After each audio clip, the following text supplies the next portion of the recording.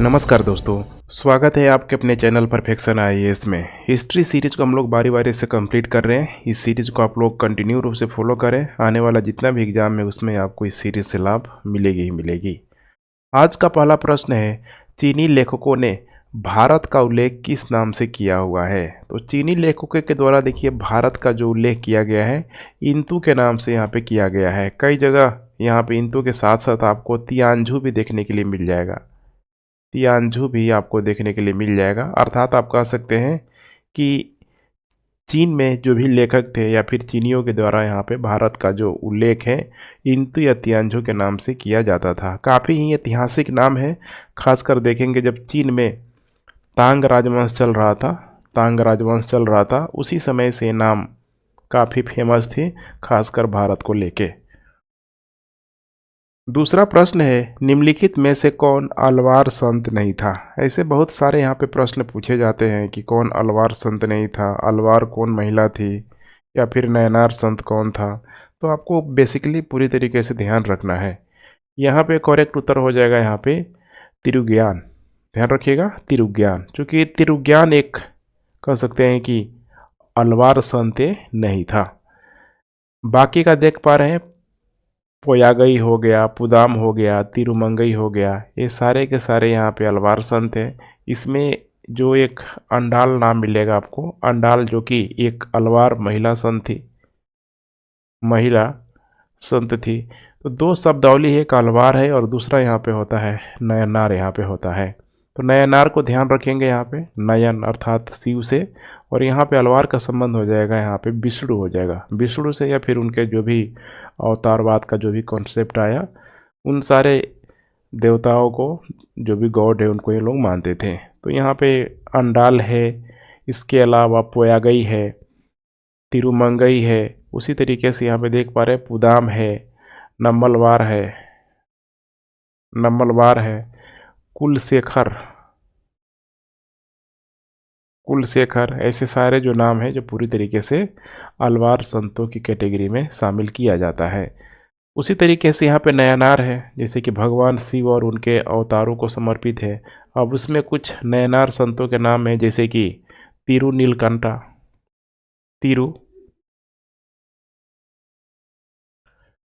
नीलकांता, इसके अलावा मेई पोरोल, विरल मिंडा, इसके अलावा हो जाएगा यहाँ पे दिया हुआ है तिरुज्ञान को शामिल कर लिया गया है, देख पा रहे हैं, इसीलिए गलत हो गया। तो तिरुज्ञान ये भी नयनार संत है। एरीपत सब दक्षिण भारत का नाम है, तो थोड़ा सा तो कॉम्प्लेक्स होता ही होता है उत्तर भारत वालों के लिए, खासकर उनके प्रोनाउंसिएशन को लेके। तो आपको यहाँ पे ध्यान रख के चलना है। निम्नलिखित में से कौन गौतम बुद्ध द्वारा अपने धर्म में दीक्षा पाने वाला अंतिम व्यक्ति था? अंतिम व्यक्ति कौन था? बहुत आसान सा है, आपको पता भी होगा, सुब्बत था। ध्यान रखिएगा, सुब्बत था। सुब्बत कोई और नहीं था, ये भी एक तपस्वी था जो कुशीनगर के आसपास रह रहा था। तो जब अंतिम जो कह सकते हैं कि यात्रा कुशीनगर की तरफ यहाँ पे हुई थी बुद्ध के द्वारा, तो माना जाता है कि बुद्ध जब बुद्ध को निर्वाण प्राप्त करने को थे, महानिर्माण को लेकर, तभी जाके लास्ट समय में सुब्बत यहाँ पे बना हुआ था। तो काफ़ी इंपॉर्टेंट नाम है। गौतम बुद्ध द्वारा अपने धर्म में दीक्षित किए जाने वाला अंतिम व्यक्ति यहाँ पे हो जाएगा सुब्बत ही था। और भी लोगों को इनके द्वारा यहाँ पे दीक्षा दिया गया था, या फिर कह सकते हैं जो भी इनके इम्पोर्टेंट शिष्य हैं, जैसे कि नंबर 1 यहाँ पे नाम आ जाता है आनंद का। आनंद के साथ साथ यहाँ पे हो जाएगा अनिरुद्ध। इसके अलावा यहाँ पे हो जाएगा महाकश्यप। इसके अलावा रानी खेमा, महाप्रजापति गौतमी जो इनकी खुद मौसी थी, महाप्रजापति। इसके अलावा हो जाएगा भृगु, और भी नाम है जैसे कि किम्बलाल। आगे चल के यहाँ पे देवदत्त भी आएगा, और एक नाम छूट रहा है, आनंद के साथ साथ यहाँ पे उपाली का नाम जरूर जुड़ा रहता है। वैसे नाम देख पा रहे हैं कितने बार माइक्रो लेवल पे पूछा जाता रहा है, नाम को आपको ध्यान में रख के चलना है। मौर्य काल में सीता का क्या अर्थ था? ध्यान रखिएगा, सीता का क्या अर्थ था। देखिए मौर्य काल में जो सीता था, ठीक है, या फिर कह सकते हैं जो सीता का संबंध है शाही भूमि से, ध्यान रखिएगा, राजस्व इसका संबंध था। इसका मतलब कि जो भी यहाँ पे शाही भूमि होती थी उसी को यहाँ पे सीता भूमि के रूप में यहाँ पे जाना जाता था। और यहाँ पे शाही भूमि के तौर पर ग्रामीण क्षेत्रों से यहाँ पे जैसे कि भू राजस्व हो गया या फिर किसानों से जो भी भू राजस्व वसूला जाता था कई प्रकार के, जैसे कि बगीचों पे कर, बगीचा हो गया, नौका कर, नौका शुल्क के रूप में ऐसे यहाँ पे लिया जाता था। इसके अलावा देखेंगे तो ग्रामीण आबादी पर लगाए जाने वाला और भी विभिन्न प्रकार के जो कर है, थोड़ा इसे हम लोग देख लेते हैं। शब्दावलियाँ कई बार पूछ लिया जाता है, आजकल काफ़ी प्रचलन है एग्जाम में पूछने का। जैसे कि यहाँ पे पिंडिकारा हो गया। पिंडिकारा देखेंगे तो गांव के समूहों पर लगाया जाता था। जो भी गांव का जो समूह होता था उस पर यह लगाया जाने वाला कर था, जिसका भुगतान जो भी गांव के लोग थे किसानों के ही द्वारा यहाँ पे किया जाता था। इसके अलावा एक और शब्द है हिरण्य। यह नगद में लिया जाने वाला कर था, इसको नगद लिया जाता था। इसके अलावा जो बलि जो कर था जो वैदिक काल में काफ़ी प्रचलित था, तो माना जाता है कि मौर्य काल के अधीन भी इस कर को वसूला जाता था, बलि कर को, मौर्य पीरियड के दौरान। और उसके बाद से यहाँ पे एक और है प्रणय। प्रणय प्रणय का सिंपल सा मतलब है यहाँ पे स्नेह या उपहार, इसी से आप लोग समझ गए होंगे, स्नेह या उपहार। जैसे कि आपातकाल के दौरान राज्य द्वारा लगाया जाने वाला कर यहाँ पे प्रणय कहलाता था, अर्थात उपहार के रूप में दान कह सकते हैं, ठीक है, या फिर सहायता के रूप में इसको वो लगाया जाता था। नेक्स्ट है यहाँ पे फिरोज शाह तुगलक द्वारा स्थापित दारुल सफा क्या था? देखिए दारुल सफा का जो संबंध है, इसका संबंध हो जाएगा एक निःशुल्क अस्पताल। ध्यान रखिएगा, एक निःशुल्क अस्पताल। फिरोज शाह तुगलक की बात करें तो टाइम पीरियड इसका भी काफ़ी लंबा है, 1351 से लेकर देखेंगे तो 1388 तक दिल्ली सल्तनत की गद्दी पर रहेगा। ऐसे बहुत सारे इसने चेंजेज लाया, लोक कल्याणकारी कार्यों को भी चलाया। जैसे कि इसने जो अस्पताल खोला हुआ था जिसको बोला गया दारुल सफा, विवाह ब्यूरो खोला था इसने।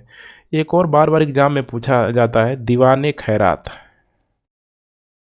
नाम ही लग रहा है, ठीक है, दीवाने खैरात अर्थात खैरात में बट रहा है, इसे भी आप लिंक कर सकते हैं। जैसे कि अनाथों और विधवाओं की देखभाल करने के लिए रोजगार ब्यूरो वगैरह सब इसने स्थापित किया हुआ था।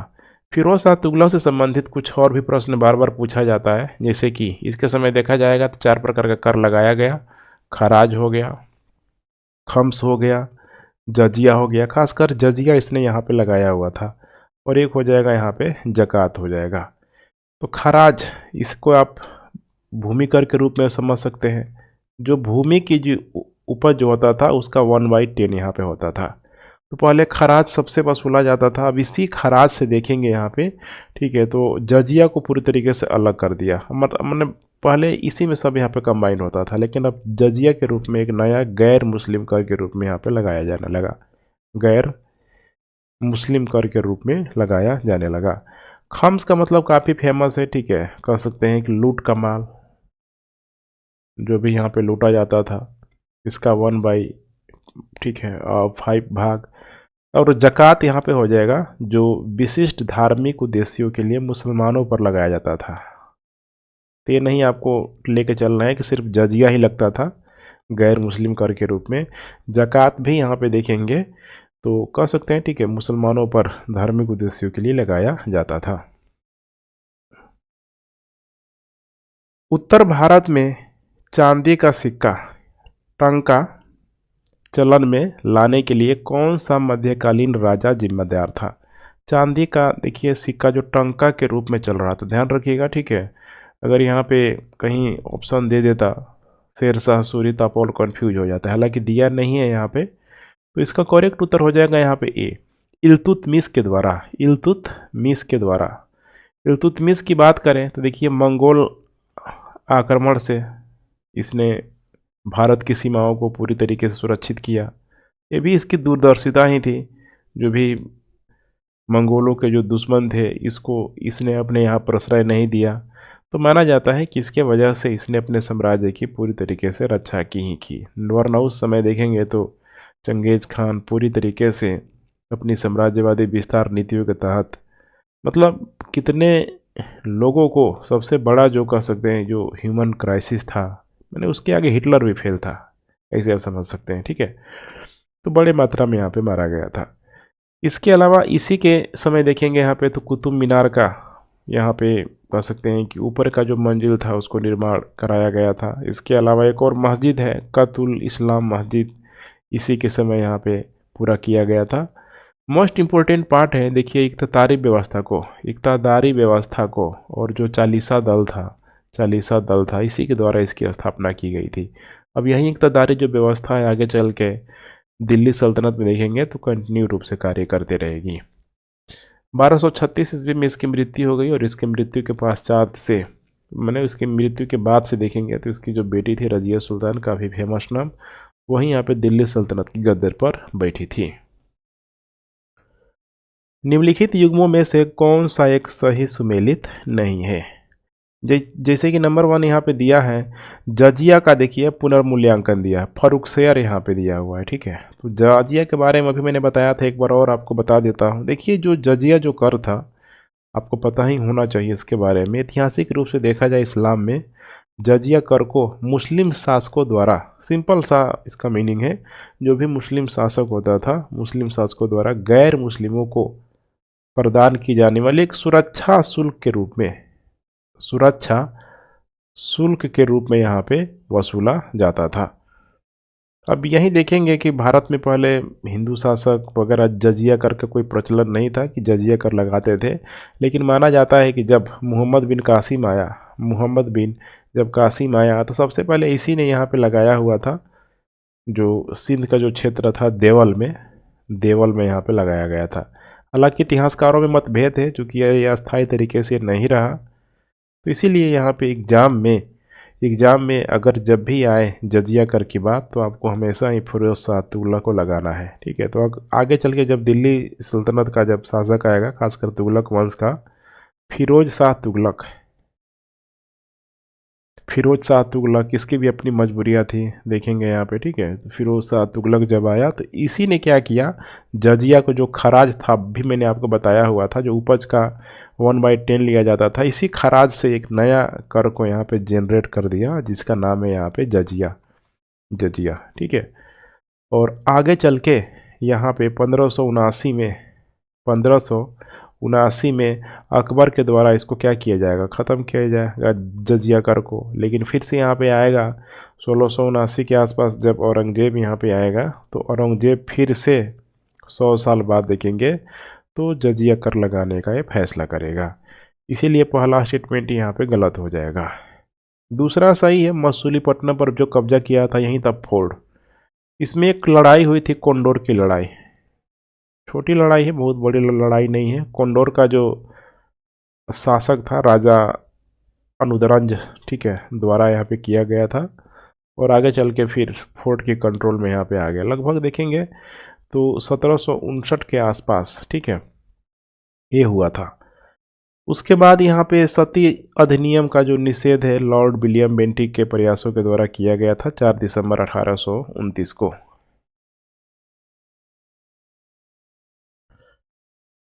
नेक्स्ट हो जाएगा यहाँ पे गुलामी का दमन देखेंगे 1833 के गुलामी उन्मूलन अधिनियम के तहत, यही नाम है। ठीक है, मैल्कम, ध्यान रखिएगा, मैल्कम। ठीक है, तो कुछ ब्रिटिश साम्राज्य के कुछ हिस्सों में गुलामी को यहाँ पे समाप्त कर दिया गया था।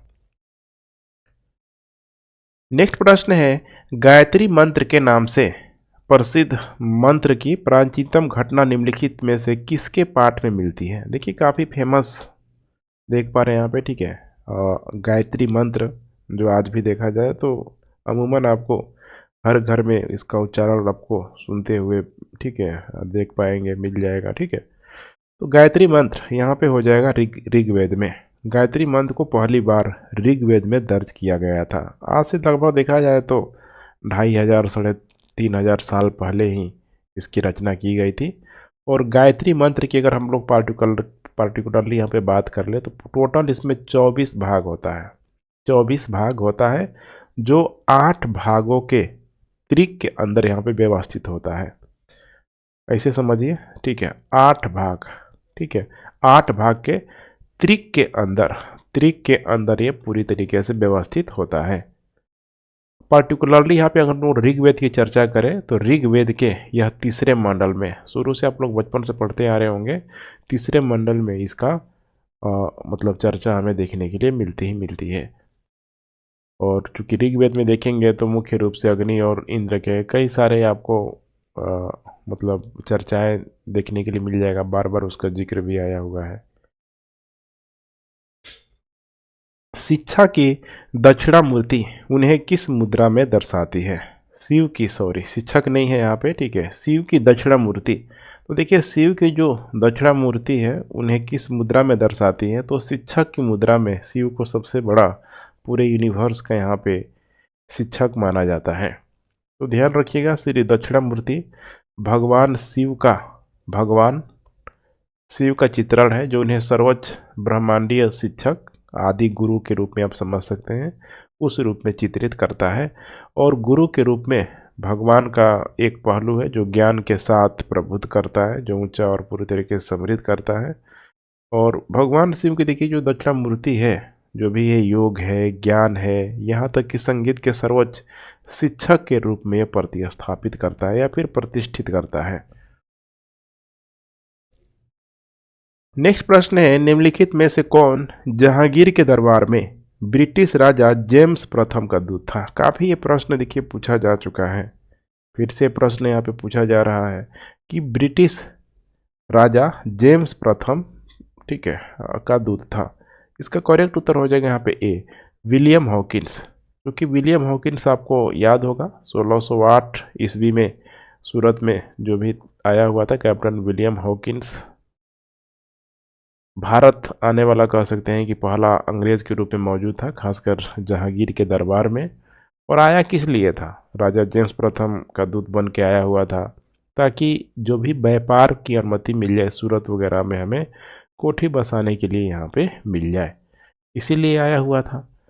और 1609 ईस्वी के आसपास देखेंगे तो जहांगीर ने कप्तान विलियम हॉकिंस का भव्य स्वागत किया और आगे चल के दोनों का जो कम्युनिकेशन को लेके या फिर होता है ना, बहुत सारी चीज़ें यहाँ पे मिलने लगी। कुल मिला के देखा जाए तो जब विलियम हॉकिंस आया तो उस समय पुर्तगालियों की स्थिति काफ़ी अच्छी खासी थी भारत में। तो यहाँ पे बिल्कुल ही एक लूप होल निकालने की कोशिश किया विलियम हॉकिंस, इसमें सक्सेसफुल भी हुआ और फाइनली उसने सूरत में व्यापारिक कारखाना लगाने के लिए, ठीक है, लगाने के लिए यहाँ पे अनुमति प्राप्त कर लिया। काफ़ी इम्प्रेस हुआ था जहांगीर, और जहांगीर ने इम्प्रेस होके ही एक मुबारक शाह नामक एक आर्मेनियाई ईसाई की, ठीक है, बेटी से इसने यहाँ पे इसकी शादी भी कर दिया था विलियम हॉकिंस के, मतलब विलियम हॉकिंस से। हालांकि 1611 में देखेंगे तो जहांगीर का दरबार छोड़ के चला गया था। अरोड़ा आसफ अली निम्नलिखित में से किस आंदोलन से संबंधित है? बार बार चर्चा आता है अरोड़ा आसफ अली का। इसका करेक्ट उत्तर हो जाएगा यहाँ पे डी, भारत छोड़ो आंदोलन। ध्यान होगा, भारत छोड़ो जो आंदोलन है 8 अगस्त, ये तो अभी तक आप लोगों को क्लियर हो ही गया होगा, 8 अगस्त 1942 को महात्मा गांधी ने ब्रिटिश शासन को समाप्त करने का आह्वान किया हुआ था और मुंबई में अखिल भारतीय कांग्रेस कमेटी के सत्र में भारत छोड़ो आंदोलन शुरू किया गया था। और यहीं से गांधी ने जो वहीं पे जो मैदान है, जिस मैदान का नाम है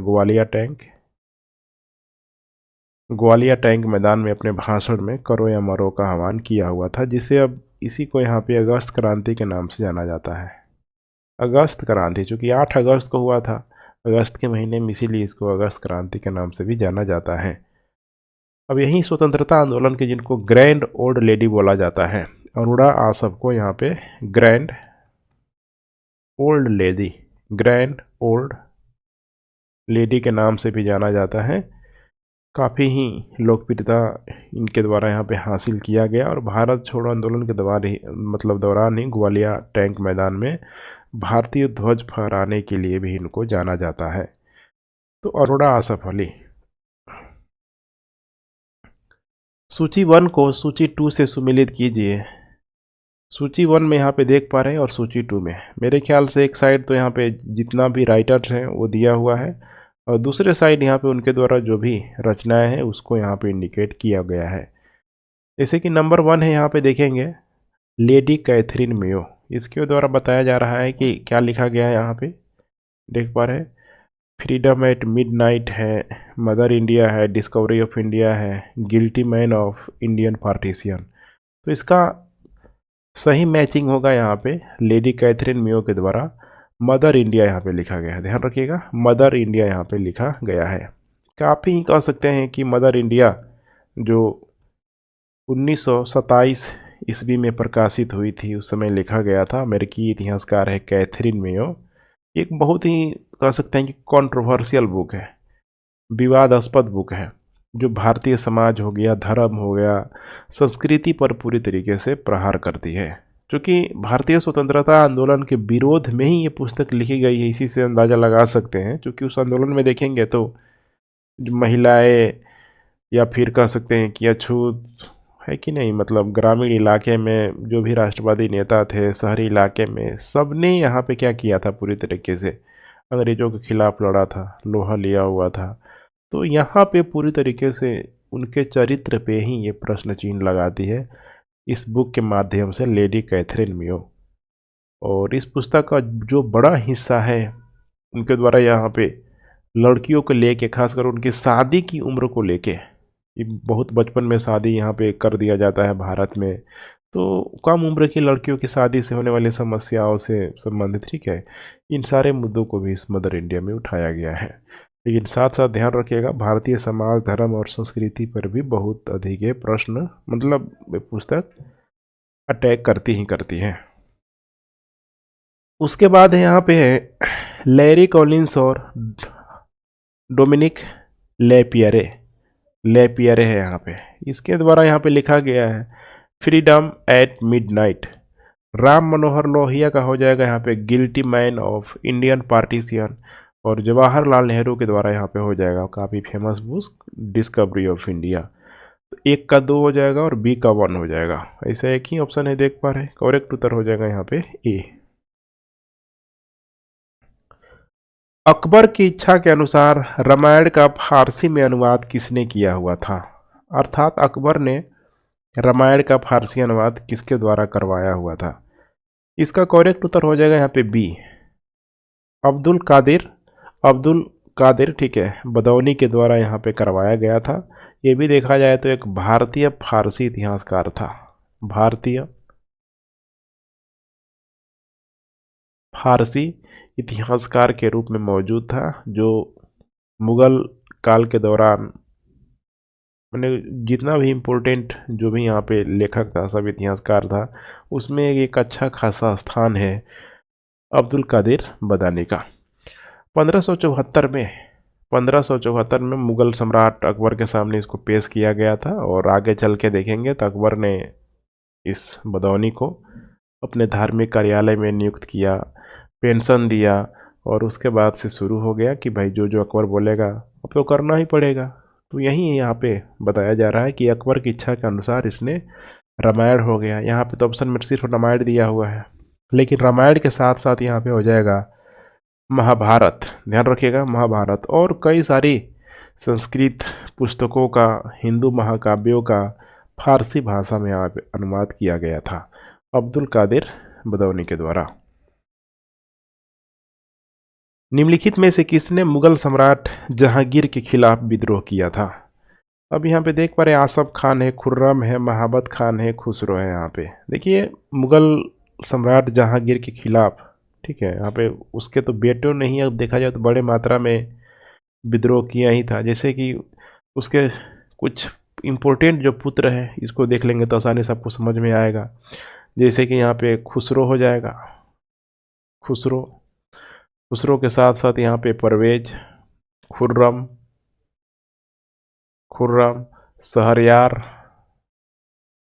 शहरयार, ठीक है, ऐसा नाम आपको देखने के लिए मिल जाएगा। तो सबसे पहले जो विद्रोह किया गया था 1623-24 ईस्वी में देखेंगे जहांगीर के खिलाफ, खुर्रम खुर्रम सबसे काबिल भी था। खुर्रम ने ही यहाँ पे देखेंगे विद्रोह किया था। 1623-24 ईस्वी के दौरान विद्रोह किया था। खासकर देखा जाए तो बिहार और बंगाल में स्वतंत्रता संप्रभुता पाने की इसके द्वारा यहाँ पे कोशिश किया गया था कि भाई अलग एक सेपरेट हम शासक हो जाए, मुगल काल से सेपरेट होके, पूरी तरीके से मुगल जो भी शासक है उनसे सेपरेट होके। लेकिन मुगल जो सेनापति था उस समय देखेंगे तो महाबत खान था। यहीं महाबत खान ने बहुत ही दृढ़ निश्चितता के साथ, चूँकि मुगल सेना है, आसान नहीं है इसको हराना, तो महाबत खान ने पूरी तरीके से जहांगीर के लिए निष्ठा प्रकट किया था और खुर्रम को आत्मसमर्पण करने के लिए यहाँ पे मजबूत किया था। तो महाबत खान तो देखेंगे तो नहीं होगा। एक और नाम है, देख पा रहे हैं, आसफ खान। देखिए आसफ खान यहाँ पे जहांगीर की जो पत्नी जो थी नूरजहां, उसका भाई है नूरजहां। तो आपको पता है कि नूरजहां का जहांगीर के जाने के बाद तो कंट्रोल नूरजहां का ही होगा, तो आसफ खान भी यहाँ पे गलत हो जाएगा। एक तो था देख पा रहे खुर्रम और दूसरा कौन है यहाँ पे, खुसरो था। ठीक है, तो खुसरो ने भी देखेंगे तो विद्रोह यहाँ पे किया ही किया था। तो ये दो नाम को आपको ध्यान में रख के चलना है, खुर्रम और खुसरो यहाँ पे। तो इस हिसाब से देखा जाए तो करेक्ट उत्तर हो जाएगा 2 और 4। माउंट बेटेन योजना का आधार बना हुआ था। क्या आधार बना हुआ था? देखिए, तो माउंट बेटेन योजना के तहत ही यहाँ पे देश का बंटवारा किया गया था। कैबिनेट मिशन के तहत नहीं, आपको ध्यान रखना होगा। ठीक है, कैबिनेट मिशन ने तो द्विराष्ट्र के विभाजन को हमेशा से ही कह सकते हैं कि इग्नोर किया, लेकिन माउंट बेटेन योजना के तहत उसकी भी मजबूरी थी। हिंसा की वजह से वो बहुत सारी समस्या यहाँ पे आ चुकी थी। तो माउंट बेटेन योजना देश के विभाजन का आधार बना हुआ था, क्योंकि जो माउंट बेटेन था यही था भारत का अंतिम वायसराय था। और उस समय जो तत्कालीन ब्रिटिश प्रधानमंत्री था क्लेमेंट एटली के द्वारा सत्ता के हस्तांतरण के लिए इसको यहाँ पे भेजा गया था कि माउंट बेटेन जाएगा वायसराय बन के और जो भी फॉर्मेलिटी है उसको पूरा करेगा। तो मई 1947 में माउंट बेटेन एक योजना लेकर आया, जिसके तहत उनके द्वारा प्रस्ताव दिया गया था कि प्रांतों को स्वतंत्र उत्तराधिकारी राज्य घोषित किया जाए या फिर उन्हें यह चुनने की अनुमति दिया जाए कि उन्हें संविधान सभा में शामिल होना है या नहीं होना है। अब यही जो स्टेटमेंट है, यही जो बातें हैं, इसी को मैंने कई बार बोला, इसी को डिकी बर्ड प्लान भी बोला जाता है। डिकी बर्ड प्लान भी बोला जाता है। जवाहरलाल नेहरू ने इस योजना को पूरी तरीके से देखेंगे यहाँ पे तो बाल्कन योजना बाल्कन के नाम से भी इसको जाना जाता है। योजना बाल्कन प्रायद्वीप आपको पेनिनसुला के रूप में नहीं समझना है। तो योजना बाल्कन को भी हम लोग जान लेते हैं। जैसे यही जो मई 1947 में जो लेके आया गया यहाँ पे माउंट बेटेन योजना, जो भी अभी मैंने बातों को बताया, यही था योजना बाल्कन। इस योजना के तहत देखेंगे तो माउंट बेटेन ने पंजाब को यहाँ पे बंगाल के साथ अलग प्रांतों को सत्ता हस्तांतरण की परिकल्पना की हुई थी, जिससे उनके प्रांतों के विभाजन के लिए वोट देने का यहाँ पे विकल्प बना हुआ था। इसी चीज़ को नेहरू ने पूरी तरीके से विरोध भी किया। फिर वायसराय जो था माउंट बेटेन एक और योजना लेकर आया, जिसको बोला जाता है 3 जून योजना। तो ऐसे प्रश्न पूछा जा सकता है, जैसे कि योजना बाल्कन का संबंध किससे है, 3 जून योजना का संबंध किससे है। तो काफ़ी मेरे ख्याल से नया प्रश्न बन सकता है। 1942 में कांग्रेस के बॉम्बे अधिवेशन में भारत छोड़ो प्रस्ताव किसके द्वारा लाया गया था? देखिए, भारत छोड़ो तो सब जानते हैं कौन यहाँ पे, ठीक है, मतलब किसने ये नारा दिया हुआ था। लेकिन यहाँ पे देखिए प्रश्न को कैसे घुमा दिया कि ये प्रस्ताव किसके द्वारा लाया गया था। तो ये प्रस्ताव यहाँ पे लाया गया था जवाहरलाल नेहरू के द्वारा। 1942 के कांग्रेस का जो बॉम्बे अधिवेशन था, उसी में देखेंगे तो जवाहरलाल नेहरू द्वारा भारत छोड़ो प्रस्ताव पेश किया गया था। अब यहाँ पे जस्ट 1942 में आपको पता ही है कि 8 अगस्त 1942 को महात्मा गांधी ने ब्रिटिश शासन को समाप्त करने का आह्वान किया और मुंबई में अखिल भारतीय कांग्रेस कमेटी के सत्र में भारत छोड़ो आंदोलन शुरू किया। फिर वहीं शुरू हो जाएगा। गांधी ने ग्वालियर टैंक मैदान में अपने भाषण में डू एंड डाई, करो या मरो का आह्वान किया।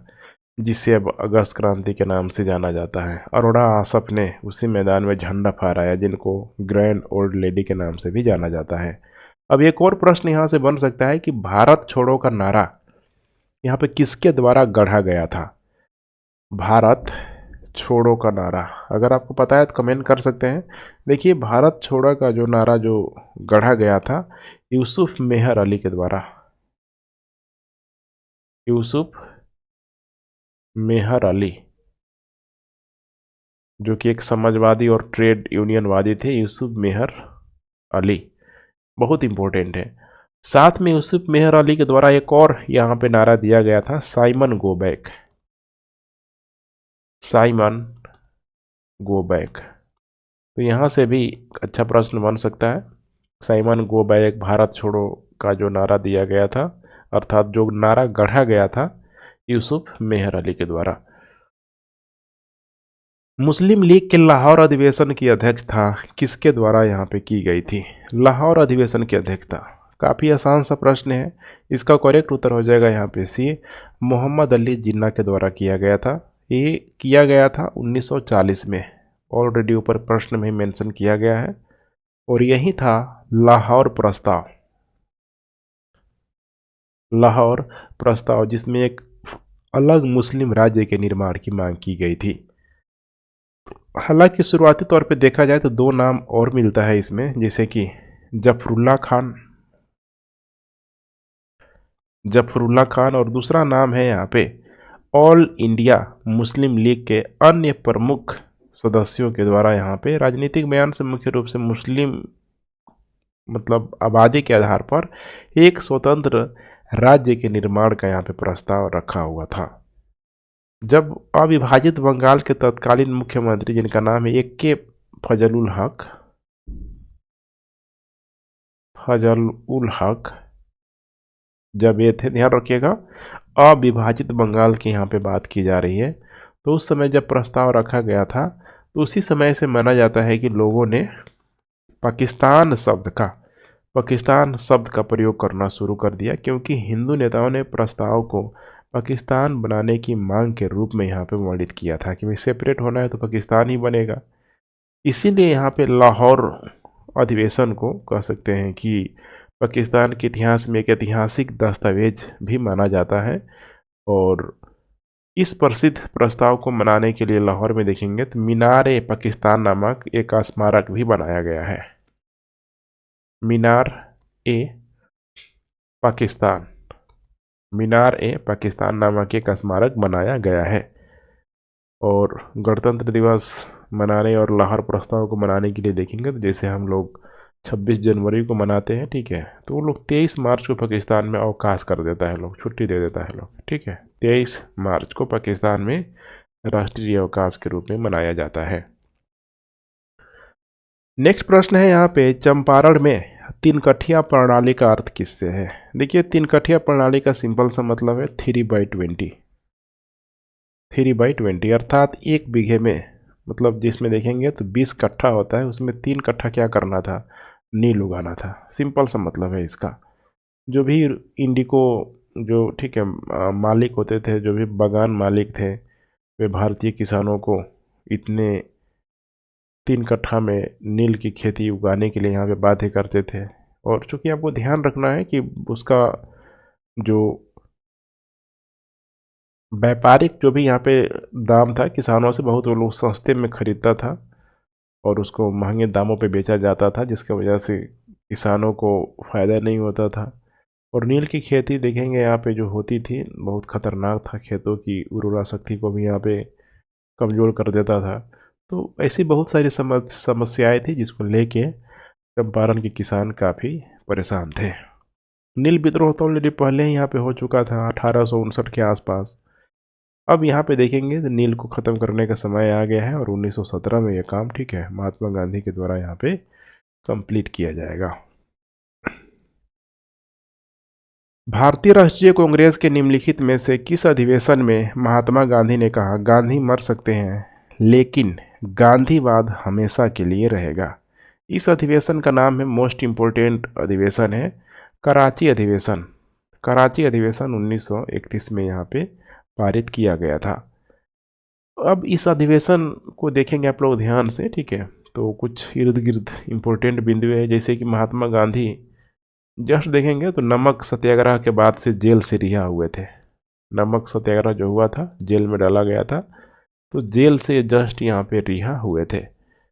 अभी अभी जस्ट देखेंगे तो गांधी इरविन समझौता संपन्न हुआ था, जो कि कांग्रेस जाने वाली थी द्वितीय गोलमेज सम्मेलन में, और सविनय अवज्ञा को समाप्त किया गया था। सबसे मोस्ट इम्पोर्टेंट यहाँ पे देखेंगे तो जस्ट 5-6 दिन पहले ही भगत सिंह हो गया, ठीक है। इन लोगों को जो भी ग्रुप था, फांसी दी गई थी, फांसी दी गई थी, जिसके वजह से पंजाब में, खासकर वर्तमान में जो पंजाब का क्षेत्र है पाकिस्तान की तरफ, ठीक है, वहाँ पे अच्छा खासा, ठीक है, विरोध था गांधी के प्रति, कि गांधी चाहते तो भगत सिंह को बचा सकते थे, या फिर उनके जो भी, ठीक है, ग्रुप था सुखदेव वगैरह, ठीक है, बचा सकते थे। तो सबसे बड़ी समस्या का यहाँ पे कारण यही था, ठीक है। कराची अधिवेशन में ही यहाँ पे देखेंगे तो पूर्ण स्वराज को यहाँ पे फिर से दोहराया गया था। इसके अलावा मोस्ट इम्पोर्टेंट चीज़ आता है कराची अधिवेशन में, जो प्रश्न पूछ भी रहा है आजकल, कि मौलिक अधिकारों की संकल्पना सबसे पहले कब लाई गई थी। तो मौलिक अधिकारों की संकल्पना यहाँ पे देखेंगे तो इसी कराची अधिवेशन 1931 में यहाँ पे लाई गई थी। एक विस्तृत सूची है, इसमें पूरा पूरा आप डिमांड देखेंगे, ठीक है, लंबी चौड़ी डिमांड है। इसके अलावा देखेंगे इसमें औद्योगिक श्रमिकों के लिए, जैसे कि सुरक्षा हो गया, बाल श्रम को समाप्ति करना हो गया, मुक्त प्राथमिक शिक्षा, कृषि श्रमिकों के लिए सुरक्षा, सब यहाँ पे शामिल थी। इसके अलावा जो भी गांधीवादी जो पद्धति थी, नशीले पेय पदार्थ, नशीली दवाओं को प्रतिबंधित किया जा रहा था, जो कि कहीं न कहीं देखेंगे तो ब्रिटेन से यहाँ पे लाया जा रहा था। बहुत सारी बातें थी, और इसी अधिवेशन में गांधी को काला झंडा भी दिखाया गया था, और गांधी ने बोला भी था कि देखिए, गांधी मर सकता है लेकिन गांधीवाद हमेशा के लिए रहेगा। करेक्ट उत्तर हो जाएगा यहाँ पे डी। किसने कहा था तिलक भारतीय अशांति के जनक है? एक पत्रकार है, ध्यान रखिएगा, ब्रिटिश पत्रकार है, उसका पूरा नाम है वेलेंटाइन चिरोल, वी चिरोल इसको बोला जाता है, ठीक है। इसी के द्वारा बोला गया था। कुछ और भी बातें हैं बाल गंगाधर तिलक को लेके, जैसे महात्मा गांधी के द्वारा आधुनिक भारत का निर्माता के रूप में संबोधित किया गया था। आधुनिक भारत के निर्माता के रूप में किसने बोला था तिलक को? महात्मा गांधी ने। और जवाहरलाल नेहरू ने यहाँ पे बताया हुआ था कि बाल गंगाधर तिलक भारतीय क्रांति के जनक हैं। कई बार प्रश्न पूछा जाता है इस टाइप का भी। निम्नलिखित में से किसने अपने लाल किले के मुकदमे में भारतीय राष्ट्रीय सेना के अधिकारियों की ओर से यहाँ पे याचना की हुई थी? ये भी काफ़ी फेमस नाम है। इसका करेक्ट उत्तर हो जाएगा यहाँ पे सर टीबी सप्रू। सर तेज बहादुर सप्रू इस नाम से आप लोग भली भांति परिचित होंगे। आईएनए वाला आपको मामला तो ध्यान ही होगा। नवंबर 1945 से लेकर मई 1946 तक दिल्ली के लाल किले में, जिसे कोर्ट मार्शल के रूप में समझा जाता है, किया गया था ब्रिटिश सरकार के द्वारा। लगभग देखेंगे तो 10 कोर्ट मार्शल इसमें हुआ था। इसमें पहला देखा जाए तो कर्नल प्रेम सहगल, ये नाम आपको ध्यान रखना है, ठीक है। Colonel Prem Sehgal, colonel Prem Sehgal. इसके अलावा यहाँ पे कर्नल गुरुबख्श सिंह, गुरुबख्श सिंह। इसके अलावा हो जाएगा यहाँ पे major general Shah, major general Shah Nawaz Khan, Nawaz Khan, जो सिंगापुर की तरफ देखेंगे तो अच्छा खासा है लोग, ठीक है, अंग्रेजों को कह सकते हैं कि कॉम्पिटिटर के रूप में मौजूद थे। अब इन पर यहाँ पे मुकदमा लगाया गया था कि ये लोग सम्राट के खिलाफ, अर्थात ब्रिटेन का जो सम्राट है उसके खिलाफ युद्ध छेड़ने के साथ साथ हत्या और हत्या के लिए उकसाने का काम कर रहे थे। तो अब इन्हीं सारी चीज़ों को देखते हुए देखेंगे जवाहरलाल नेहरू, अर्थात कांग्रेस कह सकते हैं, ठीक है, पूरी तरीके से यहाँ पे मीटिंग बुलाया गया।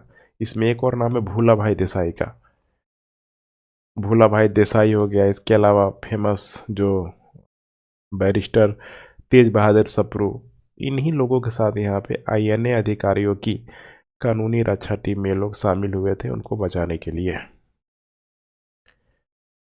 1937 में प्रांतों में मंत्रालयों के गठन के बाद से कांग्रेस का शासन कायम रहा कितने दिनों तक? देखिए इसका एग्जैक्ट टाइम पीरियड है 28 महीने। आपको ध्यान होगा भारत सरकार अधिनियम जब 1935 लाया गया था तो प्रांतों को क्या किया गया था? स्वायत्त किया गया था, केंद्र में द्वैत शासन लगा दिया गया था। तो 1935 के अधिनियम के तहत 1936-37 में चुनाव हुआ था। 11 प्रांतों में चुनाव हुआ था और इन 11 प्रांतों में जब चुनाव हुआ था तो ये भी आपको पता है 11 प्रांत आपको ध्यान होना चाहिए। मद्रास, संयुक्त प्रांत, मुझे ऐसे ही ध्यान रहता है, मध्य प्रांत, बिहार, उड़ीसा, असम, NBWF, ठीक है, नॉर्थ फ्रंटियर, ठीक है, इसके अलावा बंगाल, पंजाब, बॉम्बे, सिंध, ऐसे 11 के 11 यहाँ पे क्षेत्र थे। एक और यहाँ से मुझे ध्यान आ रहा है कि यहाँ से एक और प्रश्न बन सकता है कि इन 11 क्षेत्रों में जो चुनाव हुआ था क्या वयस्क का मताधिकार था? देखिए वयस्क मताधिकार तो आज़ादी के बाद से ही यहाँ पे लाया गया। ये जो इनको चुनने का जो काम किया गया था 11 प्रांतों में, इसमें आय और शिक्षा को आधार बनाया गया था। तो सबको यहाँ पे अधिकार नहीं था इनको चुनने के लिए, आय और शिक्षा के आधार पर सीमित मताधिकार यहाँ पे दिया गया था। तो यही अब मामला चल रहा था कि अब यहाँ पे अधिकतर क्षेत्रों में देखेंगे तो कांग्रेस का ही यहाँ पे शासन था। लेकिन हुआ क्या, 1939 में जैसे ही हिटलर ने अटैक किया, द्वितीय विश्व युद्ध की शुरुआत हुई। तो द्वितीय विश्व युद्ध की जब शुरुआत हुई तो बिना पूछे यहाँ पे बोल दिया गया भारतीयों को कि भाई ये लोग मित्र राष्ट्रों का तरफ से लड़ रहे हैं, सपोर्ट कर रहे हैं। इसीलिए आनन फानन में देखेंगे तो जो भी प्रांतीय सरकार थी इनके द्वारा यहाँ पे क्या कर दिया गया पूरी तरीके से, मतलब कह सकते हैं, ठीक है, सरकार को यहाँ पे गिरा दिया गया। ठीक है, 28 महीने के शासन का पूरी तरीके से यहाँ पे अंत हो गया। इसका यही मतलब था कि साम्राज्यवाद के सामने, ठीक है, आत्मसमर्पण पूरी तरीके से, चूँकि हम शामिल नहीं होंगे, सीधा सा बात था द्वितीय विश्व युद्ध में। उसके बाद से फिर नेगोशिएशन चलना शुरू हो जाएगा, ढेर सारा जो प्रस्ताव आएगा, अगस्त प्रस्ताव, क्रीप्स, ठीक है, आते रहेगा वेवेल। नेक्स्ट है यहाँ पे निम्नलिखित में से किसने जालियांवाला बाग हत्याकांड का विरोध करते हुए वायसराय की कार्यकारी परिषद से इस्तीफा दिया हुआ था? काफ़ी इंपॉर्टेंट प्रश्न बन सकता है ये। इसका करेक्ट उत्तर है यहाँ पे सर शंकर नायरी। देखेंगे तो उस समय सर शंकर नायरी का काफ़ी बड़ा नाम है, देख पा रहे हैं ना, सर शंकर नायरी उस समय बहुत बड़े राजनेता के रूप में मौजूद थे और अपने स्वतंत्र विचारों की वजह से, अपनी मुखरता की वजह से एक बहुत ही अच्छा राइटर के रूप में आप कह सकते हैं, ठीक है, स्किल थे पूरी तरीके से, जिसके वजह से इनको उच्च सरकारी पदों तक पहुंचने में मदद मिली, जो उस समय देखा जाए तो अंग्रेज़ों के होते हुए इतना आसान नहीं था। फिर भी सर शंकर नायरी ने इसका यहाँ पे सफ़र पूरा किया। देख पा रहे हैं वायसराय की कार्यकारी परिषद में, एक तो बड़ी मुश्किल से इस पे भारतीयों को जगह मिला हुआ था और उसमें सर शंकर नायरी शामिल हुए थे। इनके बारे में अगर पार्टिकुलरली यहाँ पे देखा जाए तो 1899 में देखेंगे यहाँ पे तो मद्रास के यहाँ पे लोक अभियोजक के रूप में बनाया गया था। महाधिवक्ता इनको बनाया गया था 1907 के आसपास और आगे चल के देखेंगे 1908 में इनको मद्रास उच्च न्यायालय का यहाँ पे न्यायाधीश चुना गया था। न्यायाधीश इनको यहाँ पे बनाया गया था। इसी से आप अंदाज़ा लगा सकते हैं। कुछ वर्षों तक देखेंगे तो भारतीय कांग्रेस के प्रतिनिधि भी रहे और अमरावती अधिवेशन जो कि 1897 के आसपास हुआ था, उसकी इनके द्वारा अध्यक्षता भी की गई थी सर शंकरी नायरी के द्वारा। इसके अलावा देखेंगे तो कुछ लॉ जर्नल के भी इसने स्थापना की, जैसे कि मद्रास रिव्यू। इसके अलावा यहाँ पे मद्रास लॉ जर्नल हो जाएगा, ठीक है, सब यहाँ पे इनकी स्थापना की हुई थी। तो इनके द्वारा ही यहाँ पे जालियांवाला बाग जब हत्याकांड हुआ सबने विरोध किया, ठीक है, रविंद्रनाथ टैगोर ने तब नाइटहुड की उपाधि वहाँ पे वापस कर दी। तो इन्होंने वायसराय की कार्यकारी परिषद से यहाँ पे इस्तीफा दे दिया था।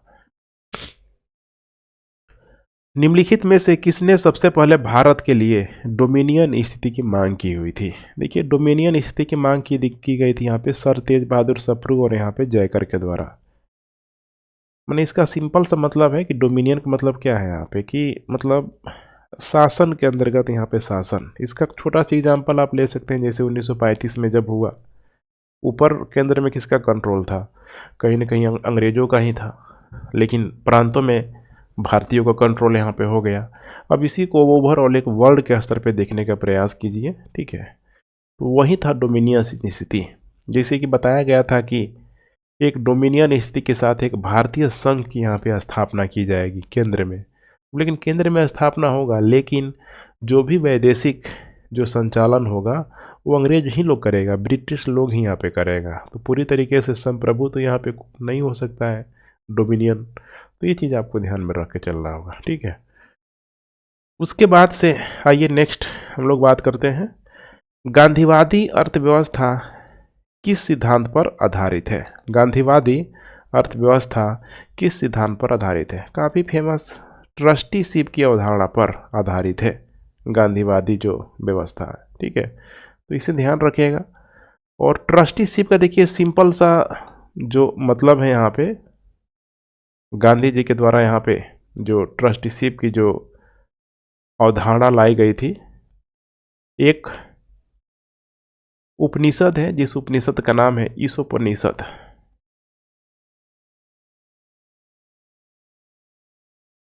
ईशोपनिषद, ठीक है, इसी के माध्यम से यहाँ पे लाया गया था। क्योंकि गांधी को ध्यान होगा कि भारतीय अर्थव्यवस्था का उनको भी मानना था कि उद्धार तभी होगा जब ग्रामीण विकास होगा और ग्रामीण परिवर्तन होगा। इसी की वजह से ही एक मजबूत ग्रामीण अर्थव्यवस्था की वजह से ही एक मजबूत समाज और राष्ट्र की यहाँ पे नींव रखी जा सकती है। इसीलिए ट्रस्टीशिप की अवधारणा यहाँ पे लाया गया था। किसके माध्यम से, तो ईशोपनिषद के माध्यम से। अर्थात इसी से गांधी जो इसका जो प्रथम श्लोक था काफ़ी उससे इंस्पायर थे। इसमें देखिए गांधी का मानना था ना कि इस जगत में जो भी कुछ है, मतलब जो भी जीवन है, सब यहाँ पे ईश्वर का बसाया हुआ है, ईश्वर का देन है। इसीलिए ईश्वर के नाम से हमेशा यहाँ पे त्याग किया जाना चाहिए, तभी उसको क्या मिलेगा, मतलब अच्छा फल मिलेगा। धन की वासना यहाँ पे कभी नहीं करना चाहिए। तो कुल मिला के यहाँ पे गांधी का आर्गुमेंट यही था कि जो भी संपत्ति है ना हमारे पास, जो भी संपत्ति है हमारे पास, उसके हम सिर्फ और सिर्फ क्या है, संरक्षक है। और संपत्ति जैसे भी आई हो यहाँ पे, उसके सिर्फ हम संरक्षक हैं। अर्थात संपत्ति का देखभाल का दायित्व तो हमारे पास है, लेकिन हम संपत्ति के मालिक नहीं हैं। इसी को ट्रस्टीशिप का सिद्धांत कहा गया। या फिर इसको और मैं तोड़ के समझाऊँ तो उस समय के संदर्भ में देखा जाए तो जो भी उद्योगपति था, जो भी लोग पूंजीपति था, क्योंकि मुनाफा तो कमाया सब जन्म के, अब मुनाफा कमाया तो इनके मुनाफे में कहीं न कहीं देखिए रिसोर्सेज है, लेबर कॉस्ट है, सब गरीब लोग हैं यहाँ पे, मजदूर लोग हैं यहाँ पे, या जो भी प्रकृति के माध्यम से ही तो उन रिसोर्सों को यहाँ पे जो भी रॉ मटेरियल था उसको कन्वर्ट किया गया, मैन्युफैक्चरिंग यहाँ पे किया गया। तो क्या इनका अधिकार नहीं है, एक बार इनको मजदूरी दे दिया गया तो मामला ख़त्म हो गया? ऐसा नहीं होना चाहिए। इसका मतलब जो भी मुनाफा हो रहा है ना, एक मुनाफे के लिए तुम लोग जितना भी पूंजीपति लोग हो, क्या करो, एक ट्रस्ट बना दो जिससे कि गरीबों का कल्याण हो पाए। आज देखा जाए तो देखिए मिलिंडा फाउंडेशन है, मतलब जितने भी बिलियनियर लोग हैं देखेंगे तो कहीं न कहीं कुछ न कुछ लोग कल्याणकारी कार्यों के लिए अपना फंड लोग बनाया हुआ है। तो एक अच्छी पहल है, लेकिन उसमें अधिक से अधिक लोग दान करेंगे तो और अच्छा होगा।